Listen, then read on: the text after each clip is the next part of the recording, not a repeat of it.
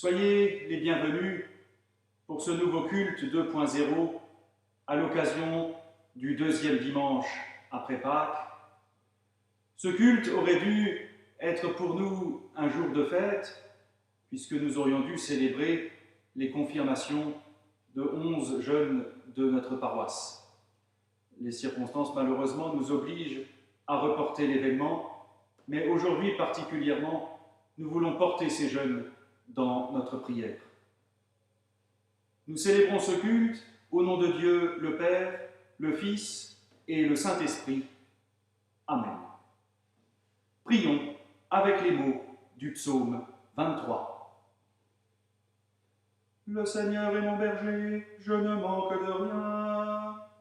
Sur de frais herbages, il me fait reposer. Il me mène vers les eaux tranquilles et me fait revivre. Pour l'honneur de son nom, il me conduit par le juste chemin. Si je traverse les ravins de la mort, je ne crains aucun mal. Tu es avec moi, ton bâton me guide et me rassure. Tu prépares la table pour moi devant mes ennemis. Tu répands le parfum sur ma tête, ma coupe est débordante. Grâce et bonheur m'accompagnent tous les jours de ma vie. J'habiterai la maison du Seigneur pour la durée de mes jours. Gloire soit au Père et au Fils et au Saint-Esprit, pour les siècles des siècles. Amen. Dans le silence, nous voulons déposer devant Dieu ce qui nous sépare de lui et des autres.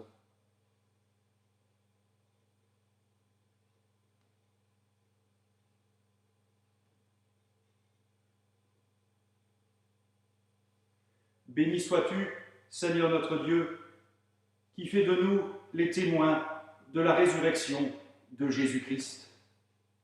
Tu veux que nous proclamions que tu es le Dieu vivant et nous avons peur de la mort. Tu veux que nous manifestions ta lumière et nous tâtonnons dans l'obscurité. Tu veux que nous célébrions le mystère de ta présence et nous restons prisonniers de nos habitudes. Dieu de vie, écoute et prends pitié.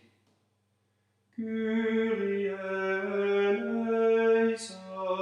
Kyrie eleison, Kyrie eleison.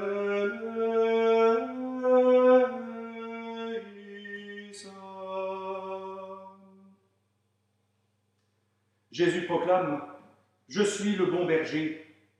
Mes brebis écoutent ma voix. Je les connais et elles me suivent, et je leur donnerai la vie éternelle. Réjouissons-nous, Dieu nous fait miséricorde, nous pardonne et nous conduit à la vie éternelle en Jésus-Christ. Amen. Christ est ressuscité, de la mort a triomphé. Réjouissons-nous en ce jour, Christ vivant l'est pour toujours. Alléluia. C'est pour l'éternité que Jésus a triomphé. Célébrons le Père et le Fils dans l'unité de l'Esprit. Alléluia. Alléluia. Alléluia. Alléluia. Réjouissons-nous en ce jour, Christ vivant l'est pour toujours. Alléluia. Prions. Dieu Sauveur, en ramenant ton Fils Jésus-Christ à la vie, tu l'as établi Seigneur et berger de ton peuple. Par l'Esprit Saint, fais-nous la grâce d'entendre sa voix et de le suivre d'un cœur joyeux. Que rien ne nous ravisse de sa main, aujourd'hui et pour les siècles des siècles. Amen.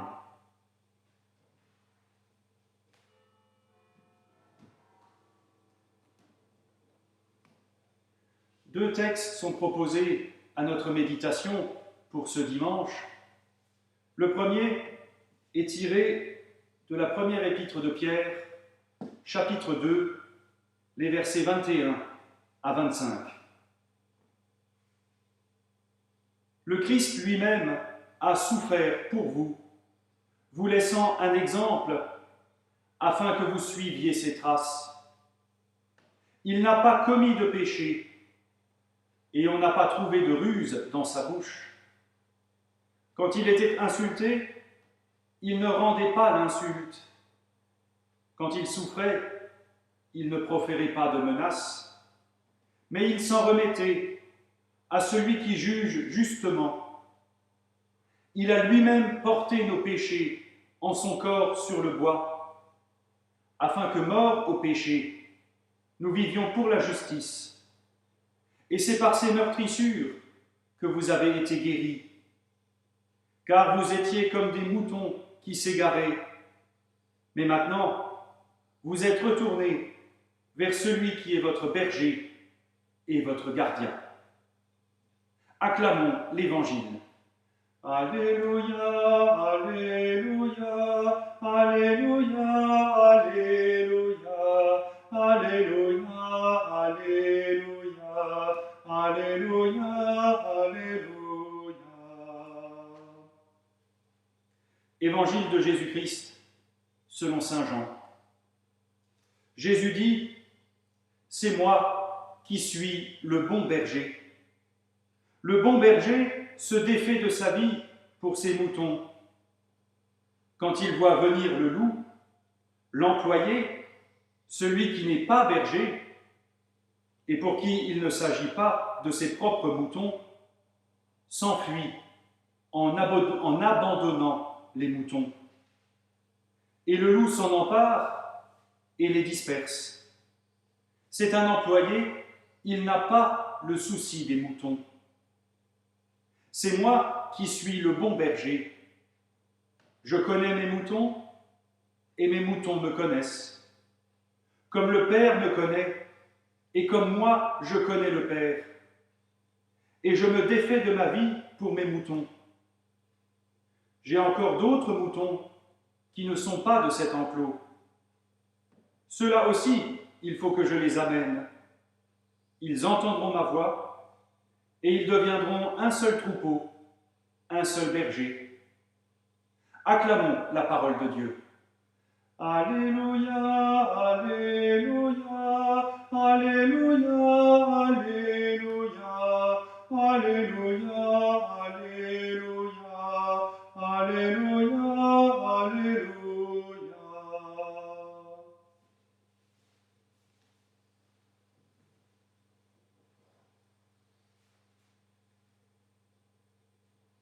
Parmi vous, il est probablement des auditeurs qui se sont déjà dit « Je ne suis pas un mouton ».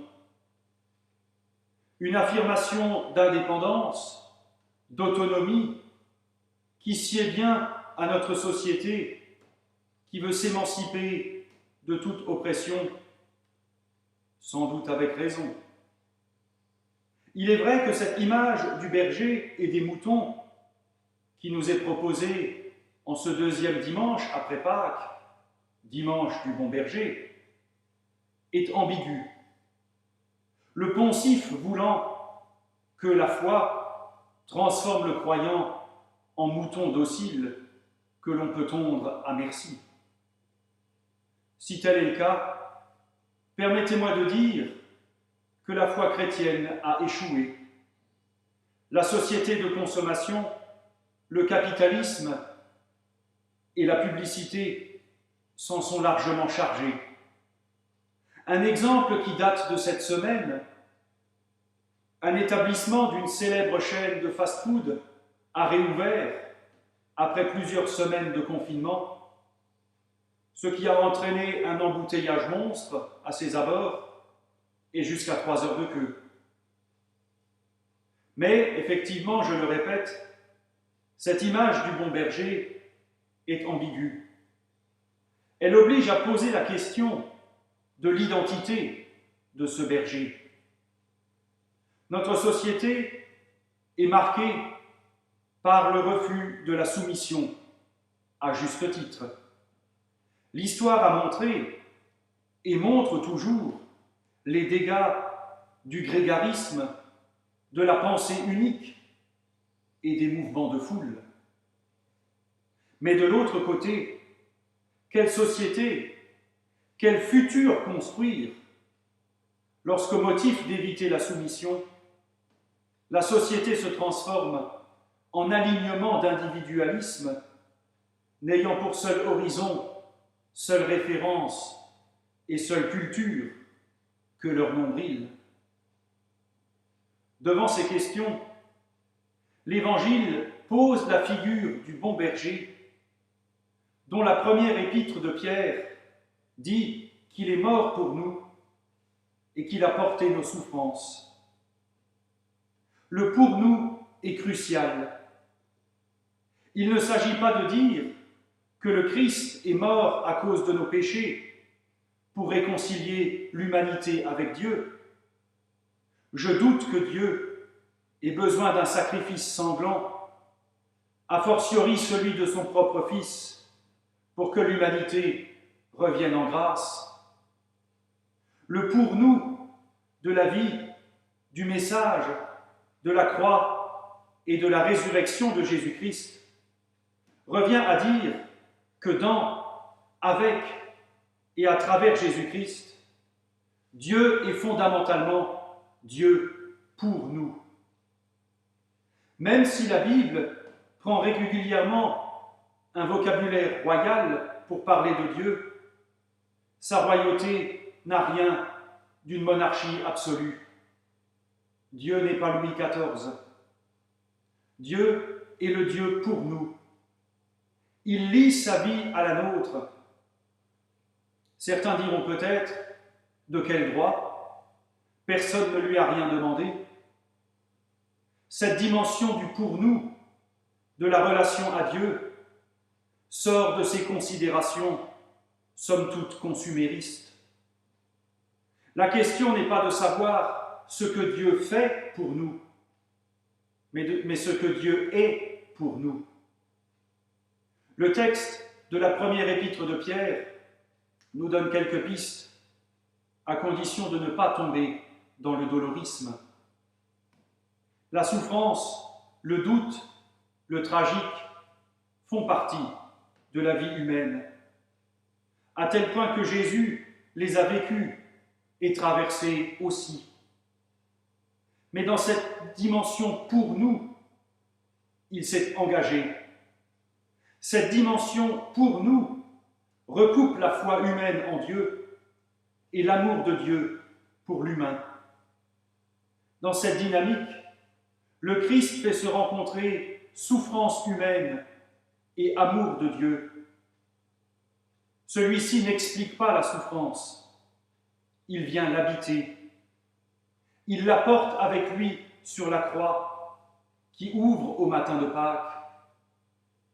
Il nous conduit à regarder les choses sous un angle différent, au prisme de la grâce et de l'amour. Il nous appelle à discerner un sens à ce que nous traversons, à ne pas tomber sous les insultes de l'existence, pour découvrir que nous sommes malgré tout aimés de Dieu, ce qui nous confère une dignité et une valeur que personne ne peut enlever ou contester.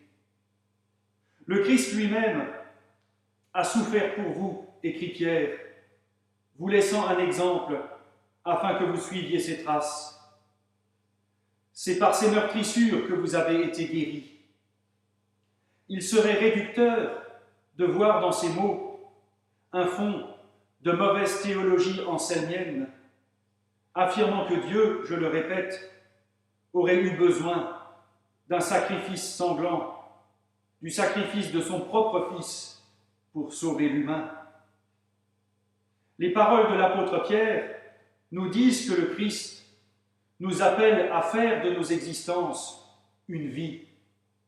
Vie qui n'est pas confinée, passez-moi l'expression, dans un nombrilisme et un je m'en foutisme mortifère, ou dans un grégarisme oppressif.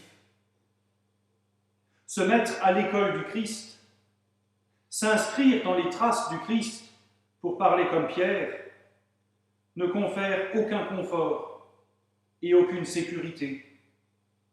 Elle est suivance de ce berger qui ne nous dit pas non plus quoi faire et quoi penser. Elle est suivance d'un berger qui n'a pas où poser sa tête. Aussi, la foi n'est pas une soumission, mais un engagement à la vie. À l'image de ce qu'écrivait le philosophe Nietzsche à propos du Christ. Il est venu nous montrer comment on doit vivre. Amen.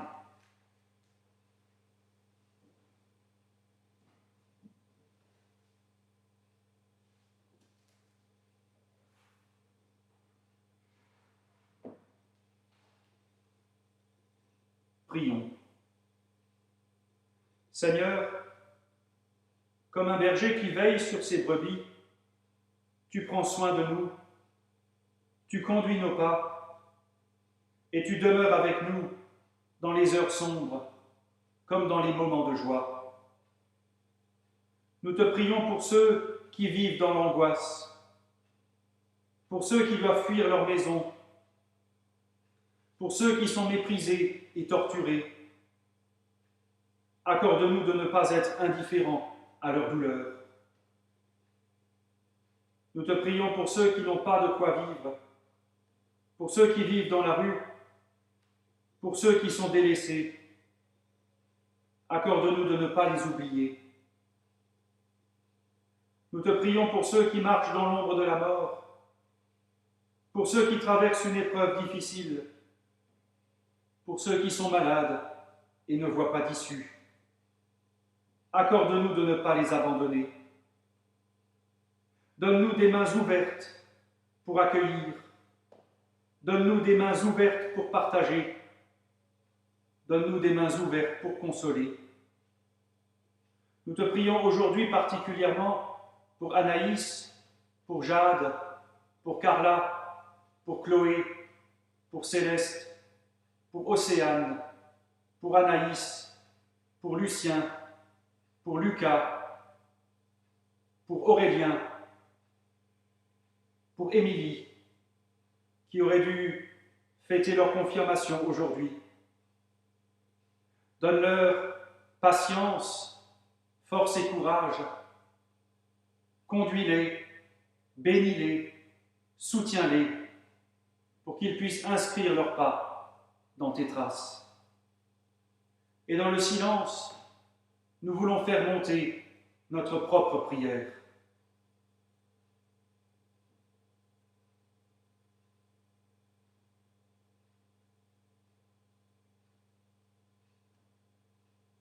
Seigneur, reçois nos prières, toi qui es béni pour les siècles des siècles. Amen. Comme nous l'avons appris du Sauveur et selon son commandement, ensemble nous prions. Notre Père, qui es aux cieux, que ton nom soit sanctifié, que ton règne vienne, que ta volonté soit faite sur la terre comme au ciel. Donne-nous aujourd'hui notre pain de ce jour. Pardonne-nous nos offenses, comme nous pardonnons aussi à ceux qui nous ont offensés. Et ne nous laisse pas entrer en tentation, mais délivre-nous du mal, car c'est à toi qu'appartiennent le règne, la puissance et la gloire, pour les siècles des siècles. Amen. Et que Dieu Tout-Puissant vous bénisse et vous garde, qu'il tourne son visage vers vous, qu'il vous accorde sa grâce et sa paix, et que la bénédiction du Dieu trois fois saint, le Père, le Fils et le Saint-Esprit, descendent sur vous et y demeurent à jamais. Amen. À chacune et chacun, un bon dimanche, bon courage et à demain.